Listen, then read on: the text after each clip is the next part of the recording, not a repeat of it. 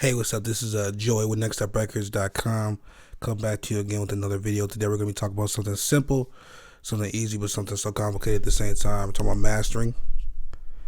And mastering either a song or just a beat. So before we get into it for real, hit the like button, subscribe, and also I'm a single boost this out right now. You can get a mastering plugin, Ozone 8. It's not sponsored. For free, like Ozone Elements. It's a free mastering plugin. Sounds exactly like Lander. I'll link a video below that tells you what that is. So it's usually $129 down zero for this week only. I have an example of it on my DAW right now, so you can check it out. This is the full version of Ozone 8, not the Ozone Elements, but it's the same basic concept. And pull it up. So there's a plug-in version and there's a desktop version. So you can just drag and drop an audio MP3 file into here and master it right there, or you could open it in the mastering channel of your DAW right here and then have it open.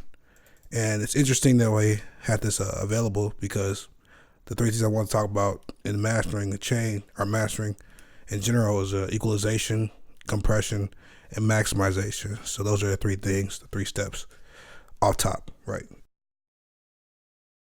Here's the beat, how the beat sounds without any effects on the mastering bus.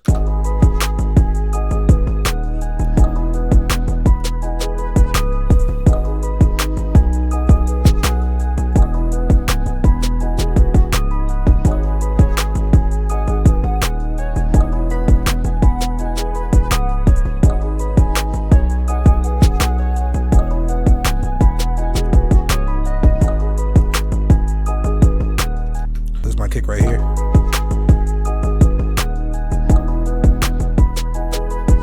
It's right, it's sitting right above everything else. Then my snare is next. My clap and my snare is next.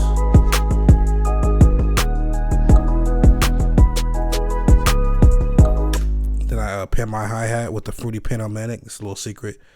Get the Panomatic, put it on the hi-hat channel.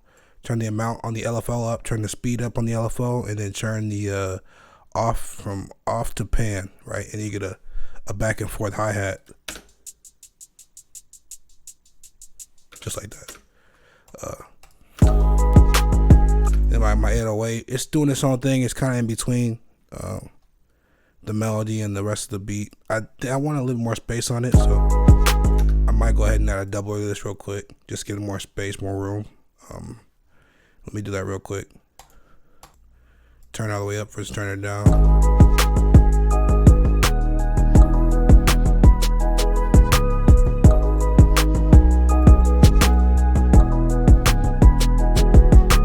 Just gives 808 more like a wider feel, a wider sound. The same thing you can do on vocals too if you really want to, but I just wanted to show you So now we're gonna get to the mastering channel for real. First thing I do in the mastering channel is use the EQ. So let me delete this Ozone 8. Add my T-Rex. This is my favorite EQ. I use it all the time.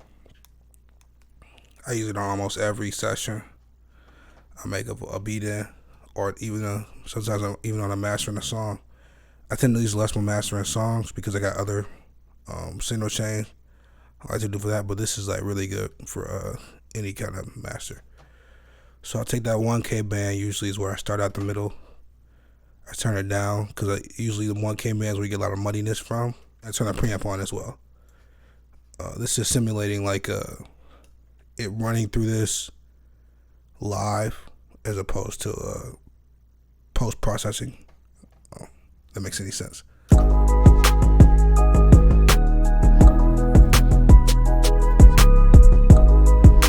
instantly you hear that difference. Let me A-B it one more time. This is without.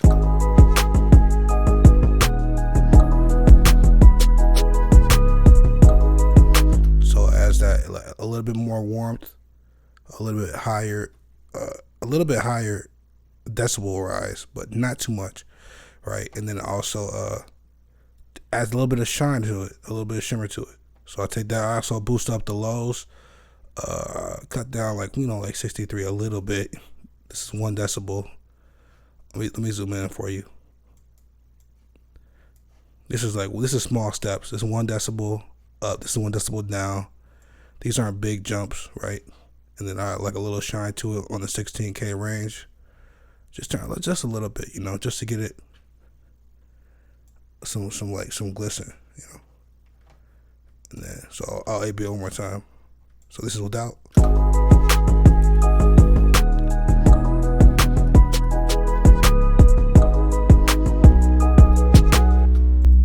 And this is with.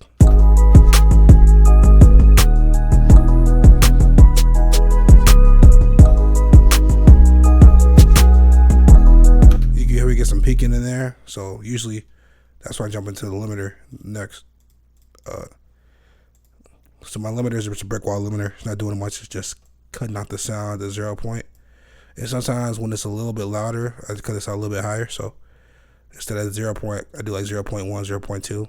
It's really negligible to the human ear, but it just prevents it from over peaking digitally. So you don't get the chance for it to make a mistake. On the attack time, release time, I leave that usually pretty standard. 10 milliseconds release, 1 second, 0.1 millisecond attack. And then the input is where I just bump it up till I get the desired effect as far as like how loud I want the least loud part to be versus how loud I want the loudest part to be. So let's go ahead and mess with that.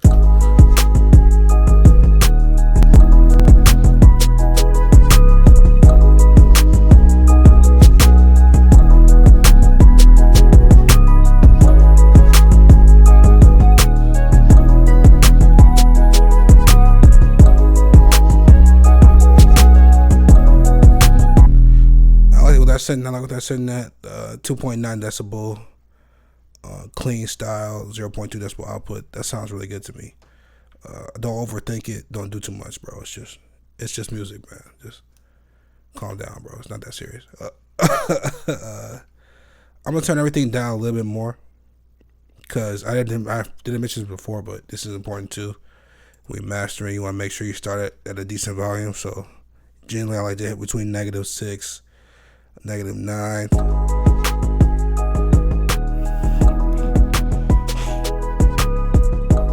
And look like I'm hitting right there actually, a little bit higher, but I'll live, I'm fine with it. So that's where I like to be at when I start to master.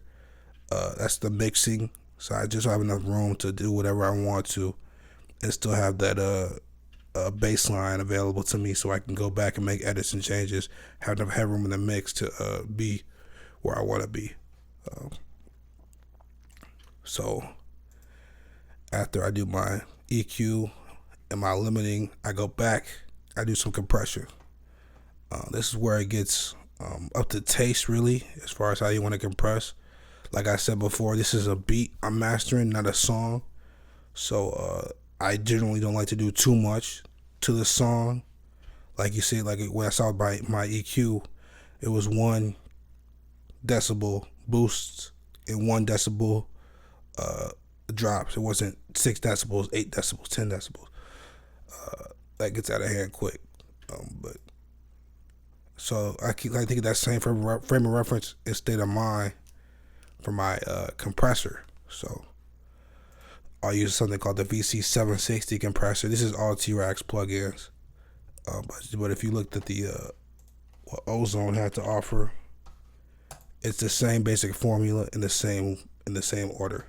So equalization, dynamics, compression, and maximization, limiting. This is a limiter.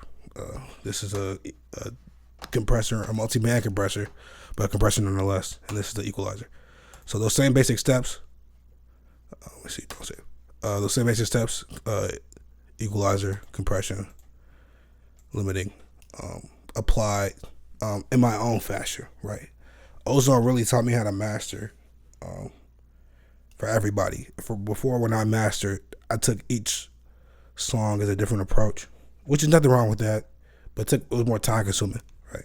But Ozone taught me how to focus in on the necessities, right? And then branch out from there instead of just have my mind go a million miles an hour into different directions, and then bring it back in, reel it back in, because it's harder to reel back in than it is to cast it out. All right. With that being said, my settings on the compressor generally go to like something called like a punch, right? So smooth. I'll start with the smooth.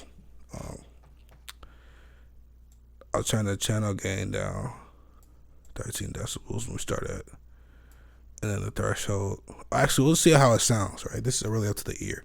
I'll turn my output down first because I'll keep it at 0, and I will see how hard it's hitting the compressor, and based on that, I'll make my real assumptions, or my real discernment from that. So let's play the beat.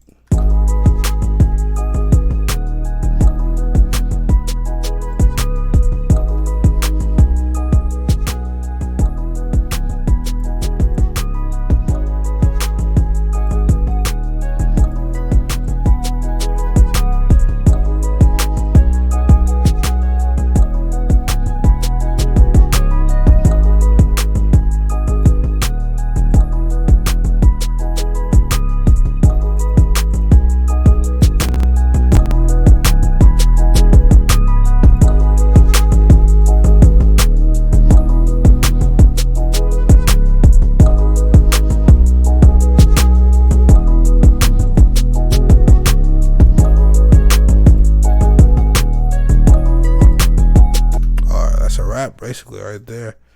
If you don't see what I did the compressor, I just wait till it was hitting, -3 to -5 range. Boosted the output gain because when I put my compression on, I lost volume from the pumping out from the EQ, right? And then I boosted back up the volume using the limiter. So now instead of being at 2 point whatever, I'm at 6.5. This has been Joy 600, Next Up Records. Follow us on Twitter. We don't have a Twitter. Follow us on Instagram at Next Up Records 1. Go to the website, www.nextuprecords.co or shop.nextuprecords.co. Meet us in the chat, bro. Just comment down below if you want like the video. I'm gonna AB it one more time. And, peace. We'll see you later, man. So this is out.